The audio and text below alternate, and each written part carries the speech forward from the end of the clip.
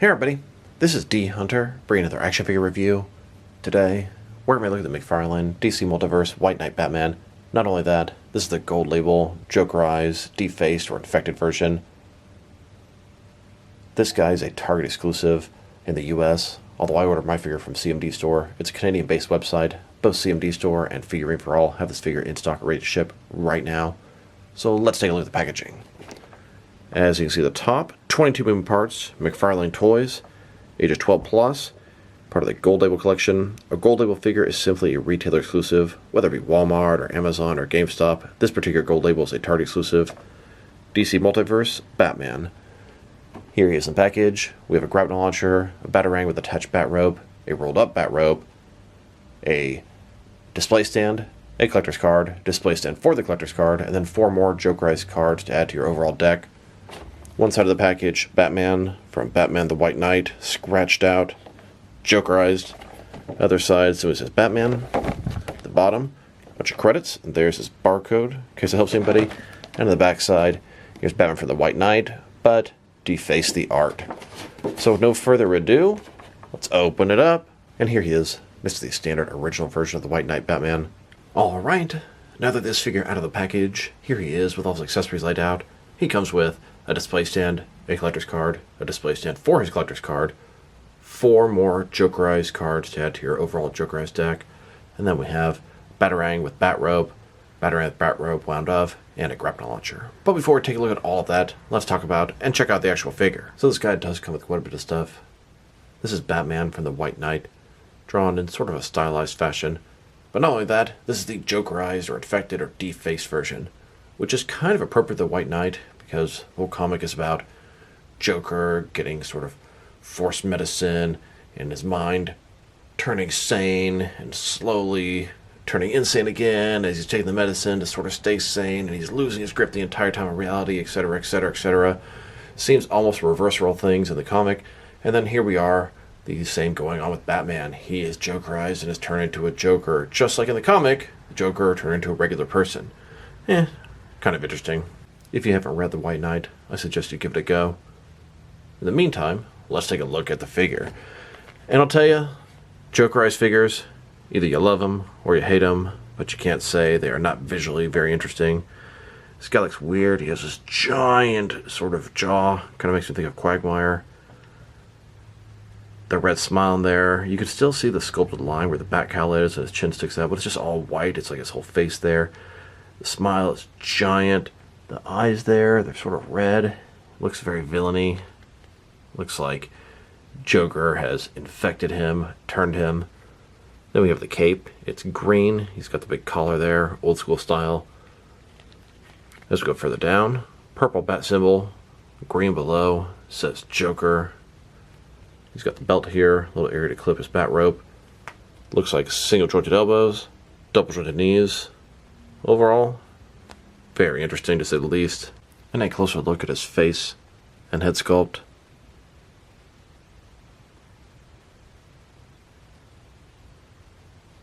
Now let's check out his accessories. Let's start off with the boring stuff. Here's his display stand. The cool thing about it is it's done in a pink color. It's got the green White Knight bat lug on it. Very thin, very basic, but they switched up from the typical black display stands. Now let's look at his collector's card and display stand. The collector's card, as you can see, is the White Knight Batman, but it's defaced and Jokerized. Drew a smile on it, or a ha-ha all over the place. He even put the diamonds from Harley Quinn on his boot. Batman from the White Knight. On the back side, there is a description. If you want to read that, go ahead and pause now. And then we have the collector's card that goes into its own display stand. Now this doesn't do much for me, but if you want to display this next to your figures, here you go.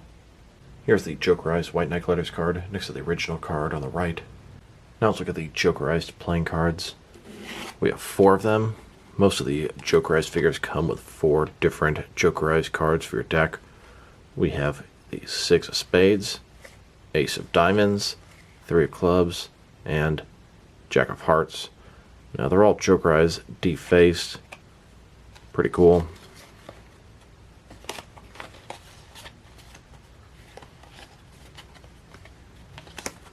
Add this to your overall Joker deck, And now we have 16 Jokerized playing cards. Now, I believe there are 52 cards in a deck, so that requires 13 figures if they're getting 4 cards each. But we have the Dark Knight Trilogy Jokerized Wave. There are 5 figures there, and none of them came with cards. So if you do the math, it'll take 13 figures to get 52 cards, but we already have 5 extra. That's a total of 18 figures. So it'll be 18 figures minimum Jokerized to get the entire deck complete. Now, don't kid yourself. There's going to be some other exclusives and one-off that probably don't come with the cards along the way. So we're looking at having a lot of Jokerized figures when it's said and done. Now for his Batarang and Batrobe, he has 2 different versions. One in action and one wound up. So the one in action here, it's got a green Batarang and a purple Batrobe. It's going to wrap around his arm. And then we have the ones wound up. This will wrap around his utility belt on the side when it's not action. Here's Batman holding that Batrobe, wraps on his arm, works pretty good. And here he is, holstering the Batrobe when it's not in use. And then we have his grapnel launcher. It's done in purple, and it looks very similar to the Batman the Animated Series design. I like it. And here's Batman holding and getting ready to use his grapnel launcher. Some of these Jokerized figures react to blacklight. I was kind of curious what's up with this guy in that regard. So the figure itself doesn't really react to blacklight too much, except for his face here, his face, and those lips. I don't know, it looks a little better in person than on camera, I think. Now I wanted to check out the differences between this Jokerized White Knight Batman and the original release. And besides the obvious paint differences, there are no other differences. It's 100% the same figure, same sculpt, same articulation. So let's take a look. So, let's start with his face. Of course, this one is Jokerized. Got the white paint around it, the big giant smile. This one here, he's got the frown. You can see the sculpt in the brow. This one here, it has the same sculpt in the brow and the same frown, just a smile painted on top of it. Very stylized, big, bulky shoulders. You can see green paint all over his boots, all over his gloves. The cape is green. Traditional Batman coloring, totally different. Now they've taken a pretty good look at both the figure and his accessories. Now for his height. Bottom to top of his head, standing at about 6.75 inches tall, which can translate to about 17 centimeters. I always found him on kind of the smaller end of things. Now for his articulation. Starting with his head, of course, it can rotate from side to side. He can look up and down a pretty good amount. Tilt his head from one side to the other. Shoulders on a ball joint goes out a good 90 degrees. Up, down, around. He's got the butterfly joint between his shoulder and chest area, increasing the range of motion and covering the large gap that would be there. Bicep cut below that. The single jointed elbow goes in just a tad below 90 degrees. His wrist can rotate, and it is going to be hinged as well. Torso, he's got a ball joint, rotate around, forward and back, although not a lot there. His waist, rotate around, forward and back. Between the two, very good range of motion in the torso area. Legs, completely to splits, McFarlane style hip joints. Rotation is minimal. Legs go forward almost all the way, back not much. Double jointed knees below that. And then his ankle, forward and back, rotate, tilt, rock, and of course, to articulation. Here are all 4 versions of the White Knight Batman next to each other. We have the Target exclusive red version, the Jokerized version, the standard version, and the version from the 2-pack. Now let's check them out. Next to some of their action figures, starting off with some of their White Knight figures. Here he is, next to the regular version of the White Knight, and here he is, next to the Target exclusive red version of the White Knight. This is originally a Target exclusive, but then I started seeing it at Meijer later. Then, next to the White Knight Batman from the 2-pack, Batman vs. Azrael. This one doesn't have a cape. Here's this Batman, next to the White Knight Joker. This one has the Jack Napier head.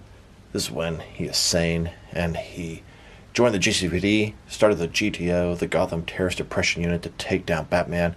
Complete reversal of things, just like this Jokerized Batman.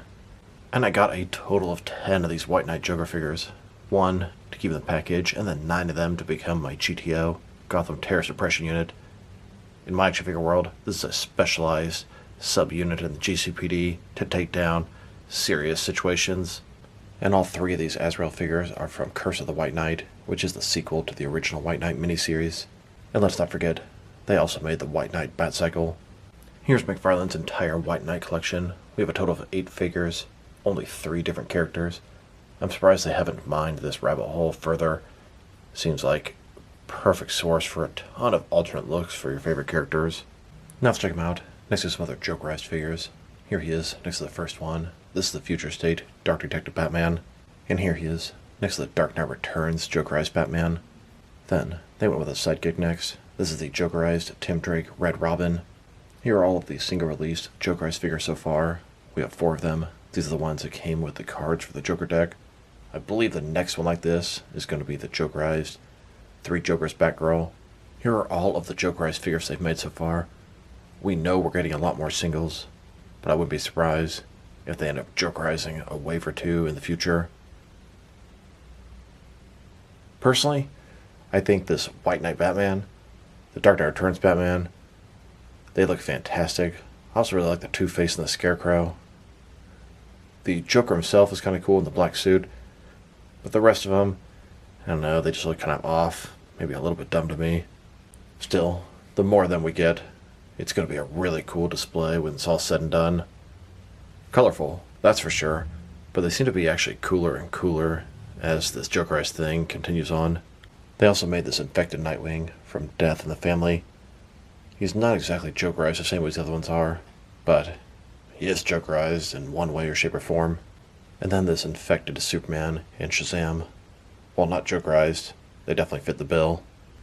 And while the Robin Crows and the infected Batman are not part of the Jokerized wave, that's actually exactly what they are. They're Jokerized, they were infected with Joker Toxin and completely changed them. Now let's check them out. Next to some other recently released McFarlane DC Multiverse figures.